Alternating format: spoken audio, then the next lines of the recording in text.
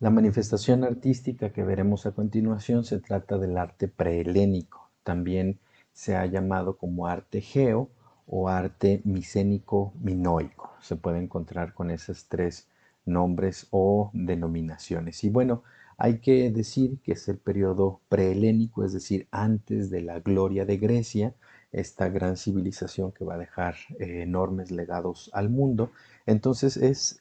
un arte que es, digamos, como el antecedente primario de lo que posteriormente vamos a conocer como el arte griego. Es un arte eminentemente marítimo, es decir, con una relación muy profunda con el mar, puesto que se desarrolla en las islas y en las costas de Grecia y, bueno, en torno o alrededor de lo que va a ser el mar Egeo. Este arte cretomicénico, como les había dicho al inicio, hay como dos culturas que lo componen. El arte de la isla de Creta, que la vemos en esta parte inferior, y el arte micénico, que también tiene esa característica, y bueno, son toda esta serie de islas que están muy cerca de Grecia, por lo que, insisto, va a ser un arte donde toda la cuestión del mar va a tener una vinculación muy importante. ¿Por qué? Porque bueno, además va a ser un lugar de paso que va a tener muchísimas influencias, sobre todo porque son de alguna manera las rutas comerciales que se van a empezar a realizar y entonces es un punto de contacto entre Egipto y Asia Menor. De modo que entonces estas islas van a tener, si se fijan, son una gran cantidad de pequeñas islas que están regadas por Grecia y que van a tener una gran manifestación de obras artísticas de muy grande valor. La sociedad cretomicénica va a vivir del mar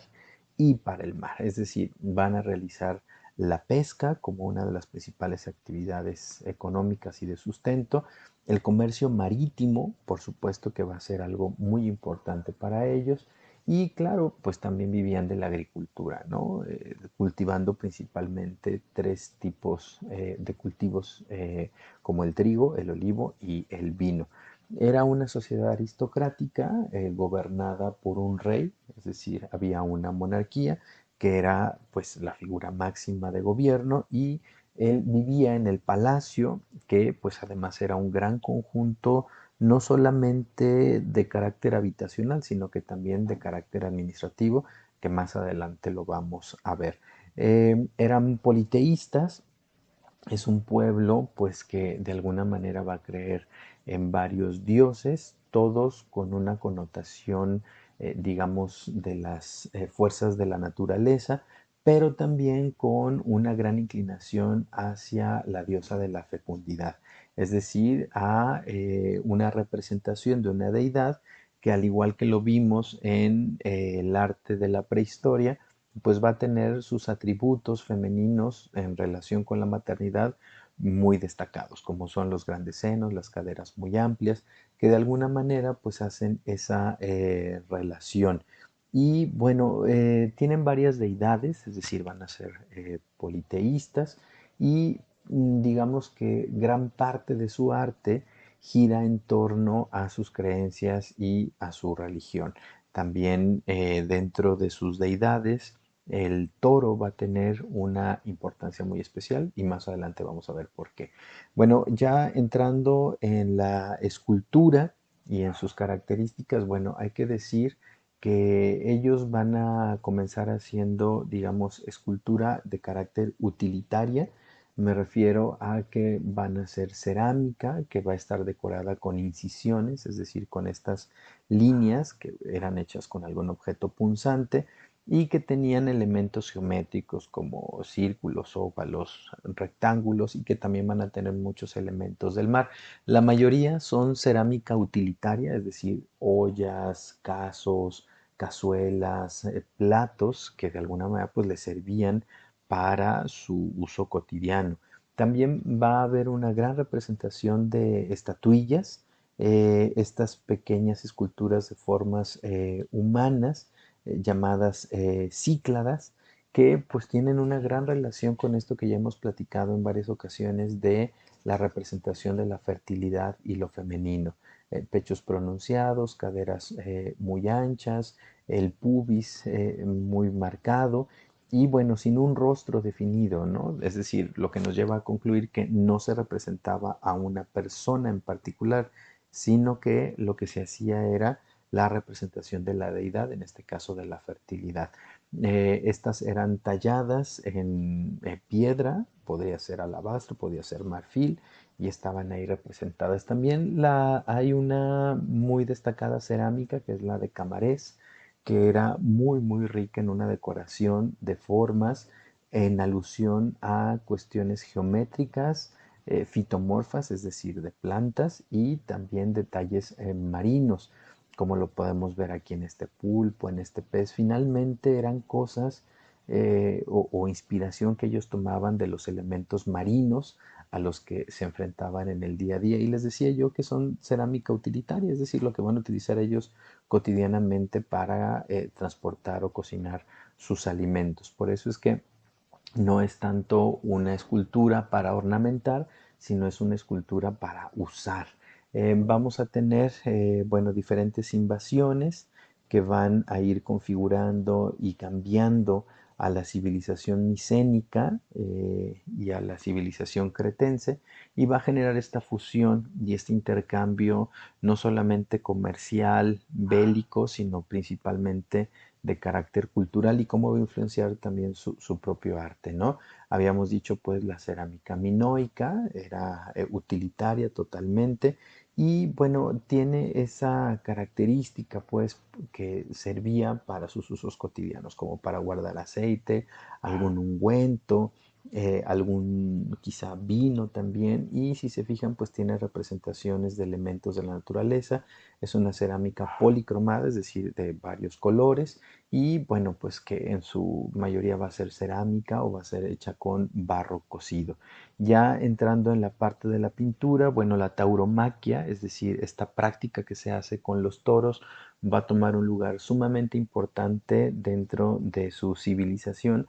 puesto que lo van a tomar incluso como un rito de paso hacia de la niñez a la adultez, por lo que era necesario realizar una serie de prácticas de suertes acrobáticas con un toro, de manera que se pudiera, pues, digamos, poner a prueba la destreza física y mostrar la evolución, pues, tanto del cuerpo como del carácter y la propia personalidad. Por eso es que vamos a encontrar una temática muy recurrente donde vamos a ver estos toros que van a estar siendo lidiados por los jóvenes y en compañía de los más grandes,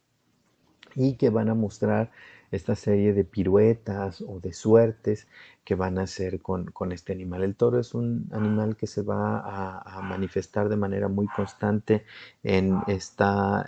cultura, quizá también haciendo un poco alusión al Minotauro y a lo que va a ser el mito del laberinto, por lo que vemos aquí una pintura al fresco que se iba a encontrar en algunos de los recintos, principalmente en el Palacio de Cnosos. Es una pintura que va a ser policromada, es decir, tiene varios colores, va a estar realizada al fresco antes de que seque o fragüe el enjarre del muro en donde se va a pintar, pues se aplica el pigmento y ya queda ahí adherido. Hay que destacar cómo podemos observar que también tiene cierta ley de la frontalidad, es decir, vemos los rostros de costado, vemos el torso también de costado,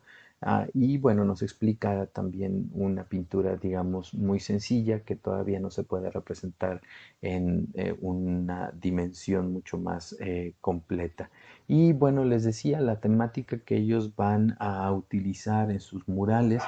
pues va a ser una temática muy acorde a lo que se ve en su entorno, como lo vemos aquí, estos delfines, estos peces, elementos marinos, porque finalmente pues era de lo que a su alrededor podían ellos encontrar en su entorno natural, elementos marinos que hacían presentes pues en las temáticas de sus pinturas. Hablaba hace un momento de lo que sería esta ley de la frontalidad, en donde vemos, por ejemplo, esta representación de mujeres que además, bueno, a las mujeres las van a representar con una piel más clara, un tono de piel más clara a los varones. Vemos con este peinado y este tocado tan elaborado que realizan en sus cabezas con su cabello. Y bueno, pues vemos los grandes ojos, el rostro de perfil, aunque los ojos sean de frente, el pecho de frente, aunque las piernas estén de costado. Entonces, muy al estilo egipcio, podemos hablar de una ley de la frontalidad presente en la pintura minoica egeo-cretense. También había animales fantásticos que iban a estar hechos a manera de cenefas en los pasillos del palacio, como este que vemos que es una especie de pues animal fantástico, ¿no? Con una cabeza de ave, pero con un cuerpo de felino, además pues de estar policromado.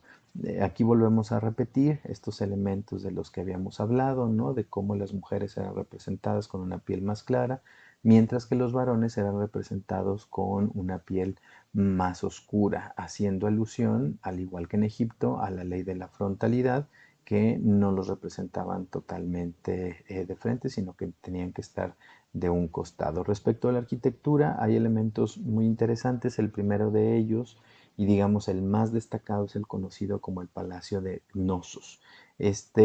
Bueno, de los palacios minoicos de Creta, es de los más importantes. Se dice que fue construido hacia 2000 antes de Cristo y luego, bueno, destruido por un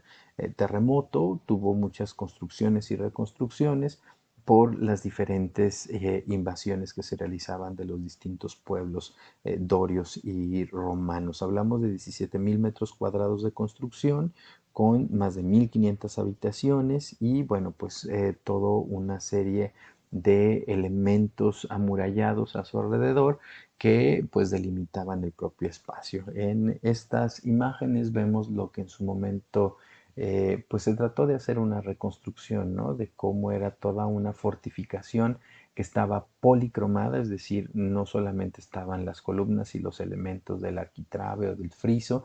de manera natural, sino que también estaban pintados como lo observamos aquí en esta imagen. Y bueno, en este palacio, que va a ser muy grande y con muchas habitaciones, nos hace también referencia a la idea del Minotauro y del laberinto, este mito pues que trasciende y que tiene esta representación también aquí en el palacio. Podemos ver en esta representación pues todos los espacios tan grandes que tenía este palacio, porque como los decía en un inicio, no solamente funcionaba como recinto del rey, es decir, donde había un salón del trono, sino que también se combinaba con un santuario, es decir, un espacio religioso, también un espacio para depositar ofrendas, pero también había una serie de talleres artesanales, de zonas residenciales donde iba a vivir, digamos, la corte, pero también era un centro administrativo y un espacio de almacenamiento. Entonces este palacio, pues digamos, va a ser casi una propia ciudad dentro de una misma ciudad, por lo que va a ser muy importante. Les había comentado la importancia que para ellos tiene todo lo referente a la tauromaquia, por lo que vamos a encontrar muchos elementos y símbolos del toro presente en el palacio. El palacio se realiza con piedra, con sillares de piedra. Los sillares son estas especies de rectángulos de piedra que van a ser unidos con argamasa, una especie de cemento, y con elementos sustentantes, lo que sería una columna muy al estilo de una columna toscana, con un fuste liso que no tiene estrías y bueno, con sus muros, ahora ya lo ha perdido, pero que originalmente estaban enjarrados y policromados, es decir, con pintura mural al fresco. Les decía que también servía este palacio como una especie de recinto de almacenamiento de barricas de vino o de aceite que servían para el comercio y el consumo. Y bueno, van a tener lo que se va a conocer como los primeros refrigeradores, estos espacios hechos en piedra que guardaban la frescura, es decir, estaban bajo tierra y guardaban la frescura del entorno, lo que permitía que se conservasen los alimentos o la materia prima que era depositada en estos jarrones. Por lo que el Palacio de Cnosos pues va a ser un espacio sumamente amplio que va a tener una gran vocación no solamente habitacional, sino también comercial, digamos, habitacional y también, por supuesto, el recinto del rey, como lo vemos aquí en la representación de la sala del trono, donde nos encontramos con esta pintura que ya habíamos revisado anteriormente. Tiene una gran serie de patios que además van a aprovechar el desnivel natural de la zona, es decir, Creta va a tener una serie de laderas y de desfiladeros que el palacio y los arquitectos de palacio lo van a entender y van a construir siguiendo la orografía, siguiendo cómo se encontraba el espacio en ese momento y entonces van a continuar con ese tipo de construcción de manera que tiene una serie de desniveles todo el palacio que le va a brindar pues digamos armonía al propio entorno. Tenemos pues elementos como que nos hacen ver los diferentes cantidad de niveles o de pisos que tenía, como esta gran escalera que nos denota pues estos desniveles de los que ya habíamos platicado anteriormente. Los rescates que se han hecho pues han sido pequeñas calas. Una cala es encontrar el color original que tenían los muros o en este caso las columnas. Lo que se ha podido generar representaciones de cómo pudo haber lucido de manera original todo el espacio policromado, con su cubierta, con sus pinturas murales y con sus diferentes estancias que servían para pues el monarca, pero también para las cuestiones administrativas. En este render podemos ver esta serie de desniveles de las que yo les platicaba y que todos giraban en torno a un gran patio central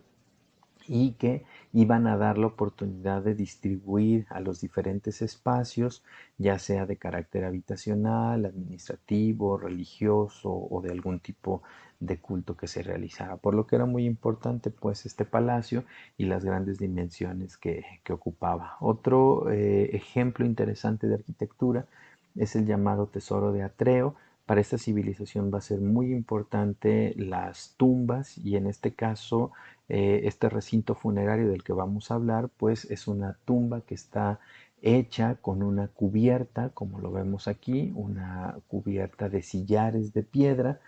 que además tiene un gran transepto al interior, que luego va a ser recubierto por tierra de manera que asemeje una especie de pequeño montículo que luego pues se va a llenar de vegetación y que le permite estar de alguna manera camuflajeado o escondido. Este tesoro del Atreo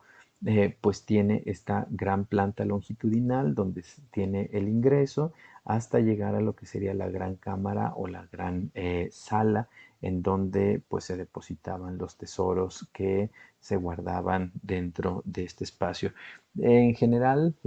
esta civilización y estas manifestaciones artísticas, insisto, tienen una gran vinculación con los elementos marinos, es decir, con las cosas del mar, puesto que